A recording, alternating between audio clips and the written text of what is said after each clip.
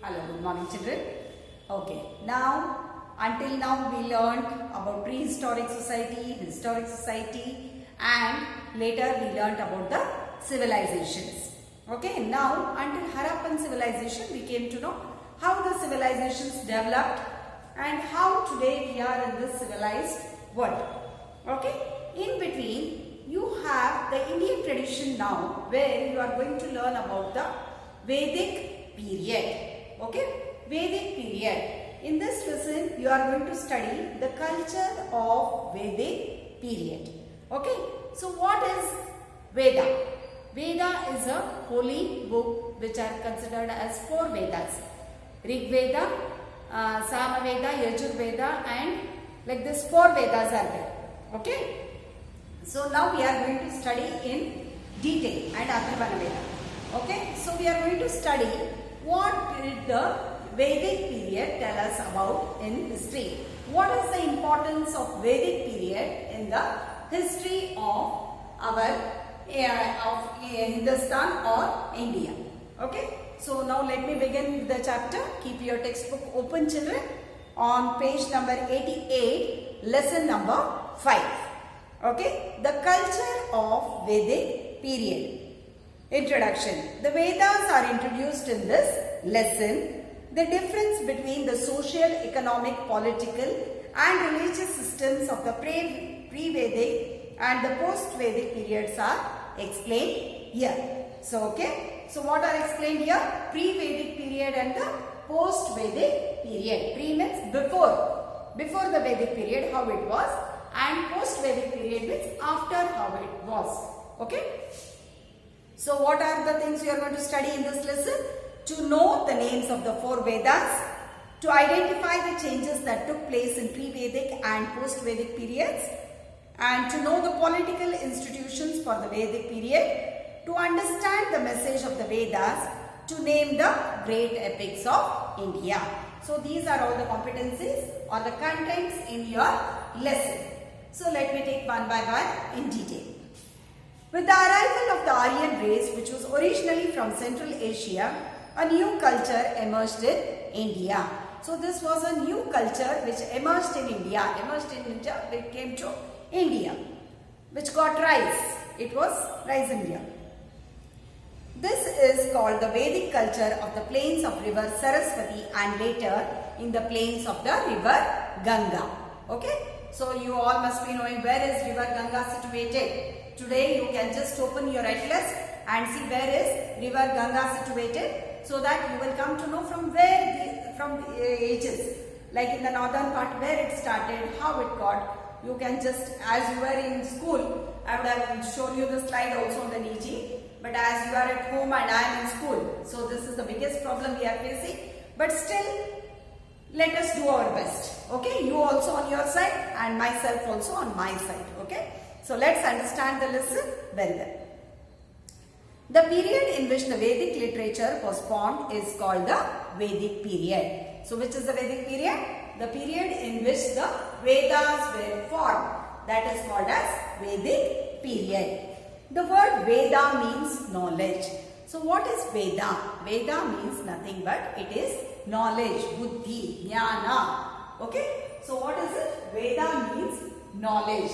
So, whatever it comes from the intelligence. Man was just civilized. After civilization he came. His thought process started. Previously what were the things in his mind? He had only few things. How to eat, how to sleep and to lead his life. Later his brain started working. He thought now I should be an intelligent human being. As human beings are one of the most intelligent animal on earth. So he started thinking. Then what did he feel? Now he should get to civilization, and this period developed as the Vedic period, which is Veda means knowledge. Okay. The word Veda means knowledge. There are 4 Vedas, namely Rig Veda, Yajur Veda, Sama Veda and Atharvana Veda. So which are the 4 Vedas? Rig Veda, Sama Veda and I need to give place here. Okay. Okay. Rig Veda,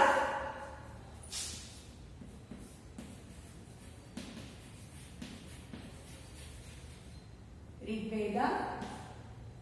Can I write? Should I write all that? Or see, just it is there in your textbook. Yajur Veda, Sama Veda, and Atharvana Veda. Yajur Veda. Third one, Sama Veda. And fourth one is Atharvana Veda. Okay?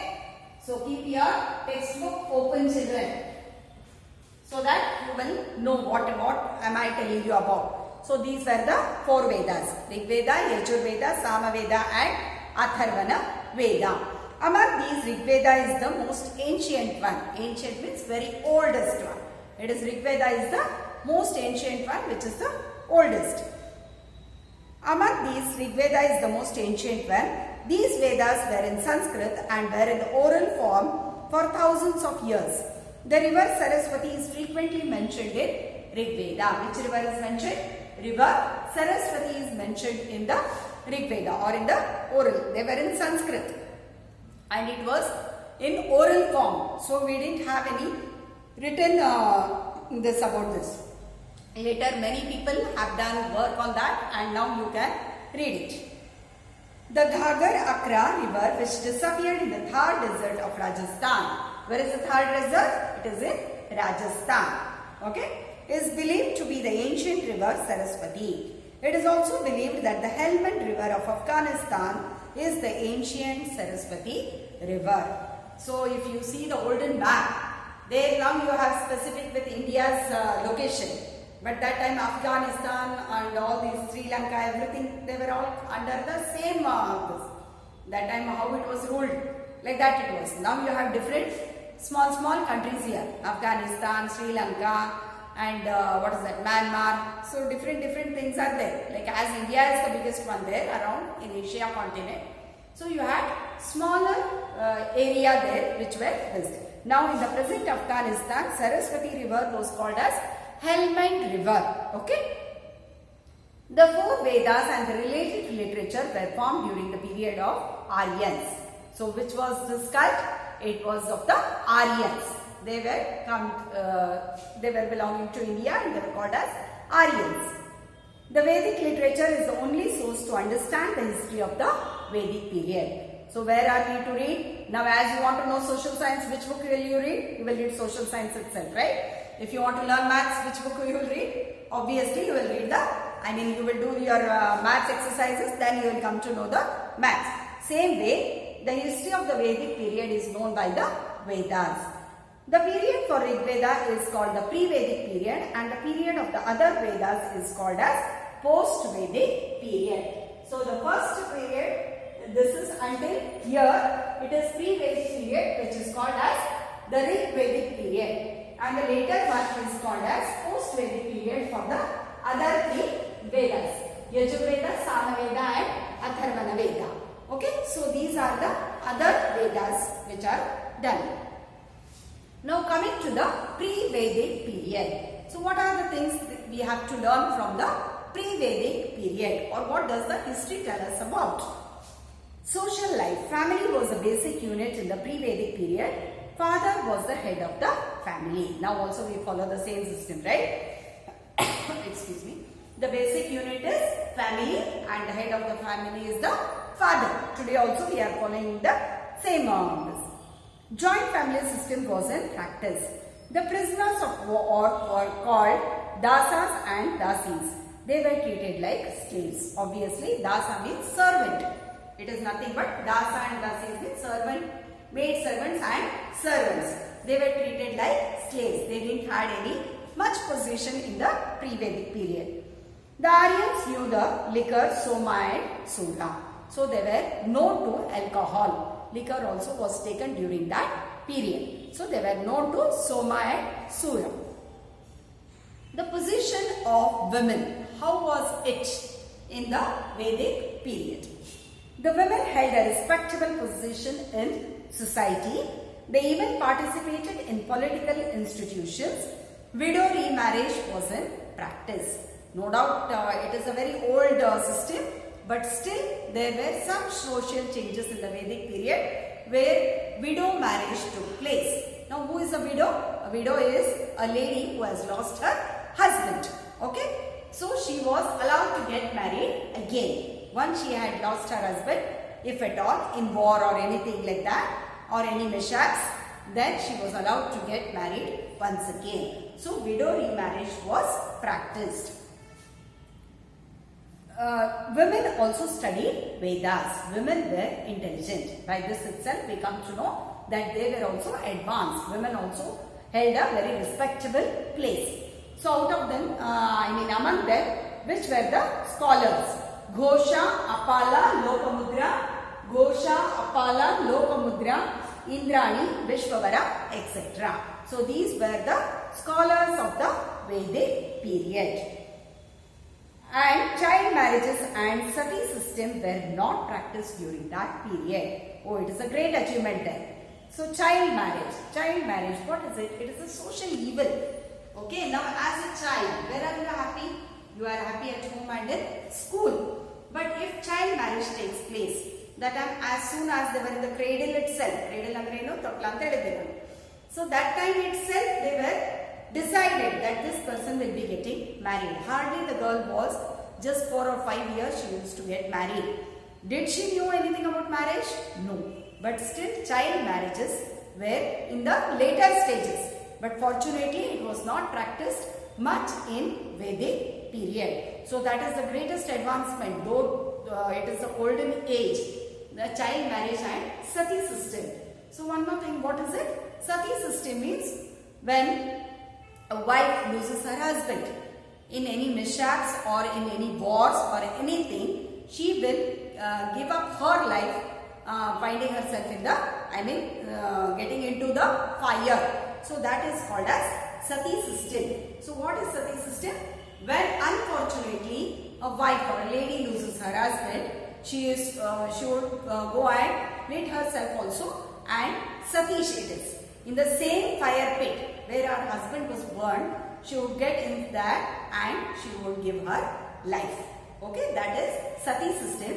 But fortunately, child marriage and sati system were not practiced in the Vedic period.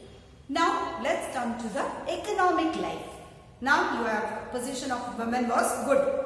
Ultimately, what is the summary there? It was good. Like things, they were educated, they were intelligent, they were allowed to study, and sati system was not there. Child marriage was not there. So, lesser social evils. So, the position of women was good. Now, coming to the economic life of the Vedic period. Rearing animals and agriculture was the basic occupation of Aryans. Basic occupation, that was their main work. Rearing of animals. They grew a variety of cereals. They used barley, rice, fish and meat as their food. So what were the food items? Barley, rice, fish and meat. They knew the use of iron and other metals. Weavers of cotton and wool, carpenters and blacksmiths as well as potters existed. So all these non-agricultural activities also were practiced. They were potters, they were weavers. So already they had a very good lifestyle. By this we come to know that they knew of more of the, other than agriculture, they knew so many other things. Actually we had studied it in Neolithic age itself. That time itself man was advanced. He had come to know so many other things. Then agriculture, medicine and priesthood were the major occupations. So which were the major occupations? Agriculture. Agriculture means farming. Medicine. Medicine means they had, that time I think we had Ayurveda and all that. That system was there. Now at present this we use allopathy. So that time Ayurveda was practiced because this was the medicine which they used to get from herbs and shrubs.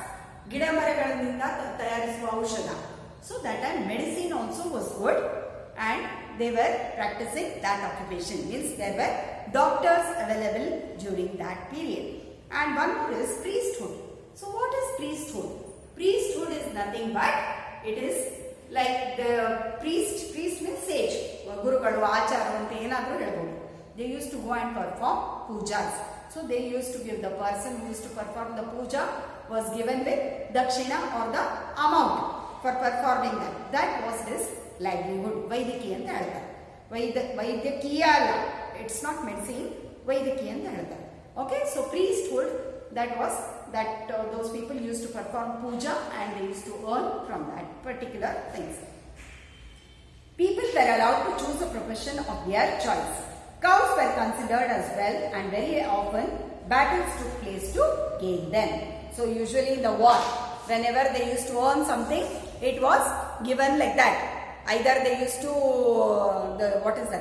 lose cattle means they had to give that many cattle, or else they had to continue like that.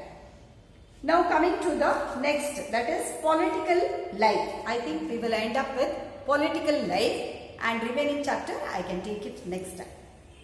The chief of the Aryan people was called Rajan. He was not a dictator and his kingship was not hereditary. The political institutions, Sabha, Samiti and Vidhatas played a major role in administration. The king was also a judge and gave verdicts after discussing with the elders of his court. So the political system also was equally good. The king was the main verdict or the main judge. He used to give judgment. Anything is good is going on, or if it is not going on also, he would give the judgment. So he was the main rule. Elders of this, but he used to consult the elders in his court, and then he used to give final judgment. Fighting in the battles, protecting the life of people, safeguarding the wealth and the welfare of people, as well as ensuring the safety of cows were the duties of the king. So what else other duties they had? Ensuring the safety of the cows was also their prime duty. Okay, so I think till here you might have followed. Just go through the lesson, children. It is a new chapter. Go through the lesson, understand the concept. Remaining part I will explain it in part 2, culture of the Vedic period. Okay, just go, don't forget to go through the lesson, because words are new. Everything you should understand it well. Feel as though you are in the school. You have that feeling. Then you will understand it very well. Okay, thank you. Have a good day.